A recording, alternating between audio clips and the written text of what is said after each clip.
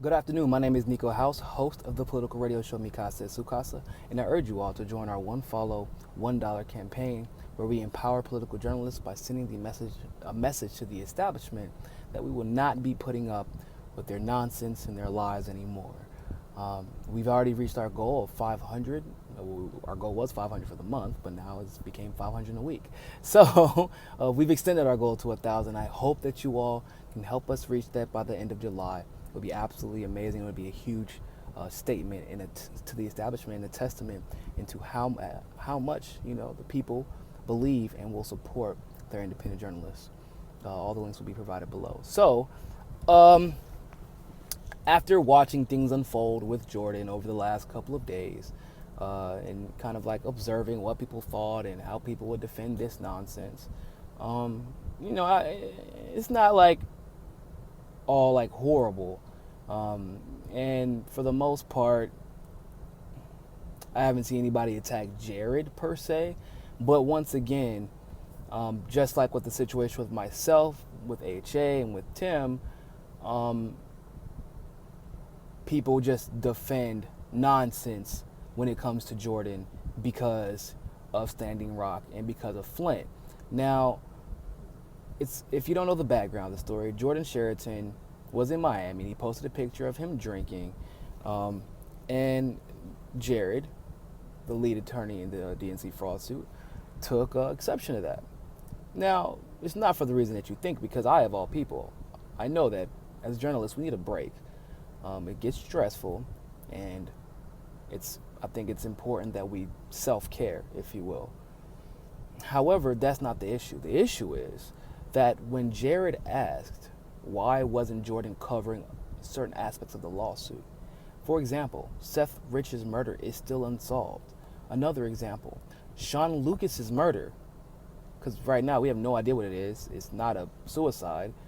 We don't have an autopsy. All these things haven't been talked about outside of us and myself and Tim and HA and Jared and a few others, but these things haven't been discussed thoroughly. Now, when Jared asked Jordan why he hasn't been covering these things, he said, "Oh, because I'm busy at Flint." And he has this habit of doing that all of the time. And it's a little old. We get it. Like, you're busy, but you have a whole team, first of all. Like, second of all, if you had some, if we had some breaking information about the DNC fraud suit, you would be the first one to be trying to get in contact with Jared or Elizabeth. And yet, well, like, for example, you haven't talked about the fact that, we were threatened, at least not that I've seen. And you really haven't, to my knowledge, you might have shared something, but once again, I could have missed it. But you haven't talked about the fact that they filed a motion for protection.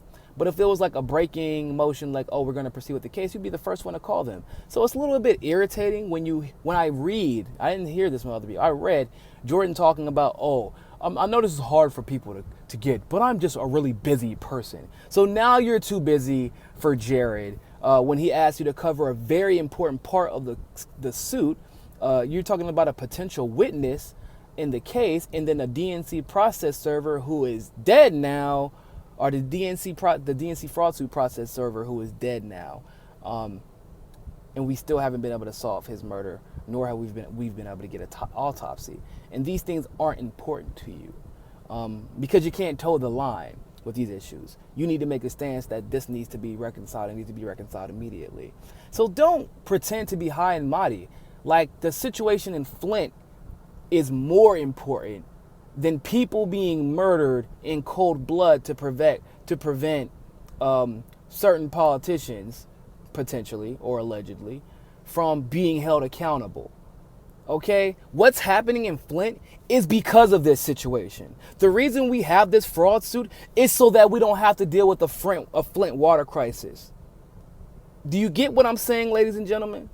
Flint's situation is a direct result of the lack of accountability we have in our political process and the lack of accountability we have of our politicians. And once we start setting that precedent, when we stop allowing people to cheat, when we start holding people accountable for collusion and things like that, we stop seeing people, for one, hopefully, stop seeing people murdered.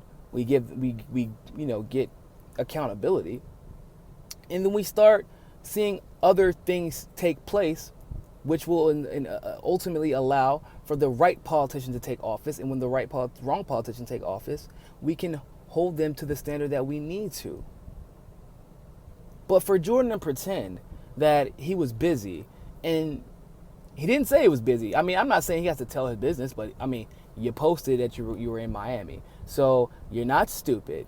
And for those of you who want to defend Jordan, I'm sure that some of you have a knee-jerk reaction to defend him. Once again, this is the same man who I didn't really retaliate like I could have, and some people say I should have, because it wasn't important to the movement. But now we're back into the muddy waters of you doing something that could potentially damage the movement. So once again, I will address it. This is the same male who blackmailed me, or tried to dox me, so that I wouldn't keep talking about how TYT was spending their money, that the ill-gotten money, because they raised it saying that they were going to have a bunch of investigative journalists. No, Miki Kantz is not an investigative journalist. Let's go ahead and clear that up. Sean King isn't an investigative journalist. He's not, well, he is as far as social issues are concerned, but he barely speaks there. Then you have all these other people that they hire. They only hire like 12 or 13 people total with $2 million. Yeah, you can see the problem with that. And Jordan didn't even like the way the money was being spent. He even said that Numiki wasn't a journalist, actually. But he tried to dox me and blackmail me so I would stop talking about these things because it was getting the much needed attention that it deserved. This is after he let someone, one of his employees, if you will, post my private information all over Facebook. And so when I see people defending him like he's this God, this deity of political journalism, he's not. I'm glad that he is dealing with the Flint, Michigan situation. And if myself or Tim Black or H.A. Goodman or many others had the backing, the financial backing to do that, understand, it would be done. We would still be seeing this coverage. But he has it. Now, does that mean that he's a better journalist? No. I commend him for getting that issue out there. But don't lie. Don't lie and tell somebody you're busy when you're in Miami hanging out. And you and I both know, Jordan, you weren't down here covering the news. You weren't here covering the Tim Canova election. That's for damn sure. You know. You and I both know. I ain't gonna go all out there, put it all out there like that, but you and I both know you weren't covering the Tim Canova election, if you catch my drift. You damn sure weren't here covering the fraud suit. And when the person who has given you exclusives on the fraud suit reaches out to you, say, hey, I would like to see this part of the case covered as well, and you pretend like, oh, I'm too busy to cover it, that's a bold-faced lie. At least give him, the person who's putting his life in danger to hold people accountable, at least give the man the due respect to say, I just don't feel comfortable covering it. I don't want to cover it because of A, B, C, D. I'm restricted from covering something. Be honest. Even though we might not agree with it, we would at least have more respect for you. But understand, Jordan is in the wrong. I don't care about the vacation. Like, take a vacation. But don't pretend that you're like holier than thou because you're busy. Everybody's busy. Jared's busy. I'm busy. Everyone is busy. But that's not why you didn't cover the story, because I've seen your hack jobs of videos that aren't covering, if you're not covering an event, it's not like you're busy researching because we know that too. I know how people have done your research for you. I know how people have gone through and collected information so you can present it and take all the credit for it and not give anybody any. I know all that too. So it's not like you're busy.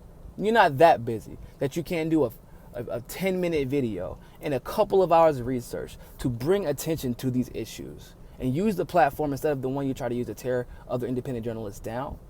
You could have used that platform to lift these issues up, because this fraud suit is every aspect of this fraud suit is historical, and it's every bit as important as the situation that's happening in Flint. Although the lead is harming people in the long term, slowly, what we're seeing right now, what we have seen, people are dying immediately. And we're having threats to the attorneys and things like that. And so when you try to tell him, oh, I'm too busy, that's a huge insult to everyone who was sacrificed for this lawsuit, to the lives that were lost, whether it be, whether Seth Rich connected murder is connected to the DNC or directly to the fact that he would have been a witness in this lawsuit. Either way, it's an insult because we're suing the DNC to hold them accountable for these things. These things are all connected, and you try to tell the person who, of course, a week later or 2 weeks later, if the motion gets passed, he's going to be the first one to say, I was the first one to report on it. Give me credit for reading some transcripts that everybody had already reported on already. Whatever, man. But just don't pretend. That's all we ask. Be honest. If you're too scared to report on reality, then just be honest. Don't hide behind Flint. Don't hide behind Standing Rock, because you weren't the only reporter to cover it there either. Okay? Relax, man. But don't lie. That's all we ask. Like I said, you and I both know why you're here, why you were in my good old 305. And it wasn't to cover Tim Canova's campaign, and it wasn't to cover the lawsuit. So you weren't that busy. You could have at least dropped a courtesy call. But you were preoccupied. Anyway, thank you all so much for watching. I hope this gives you some perspective on the situation. And always remember, find your balance. Peace.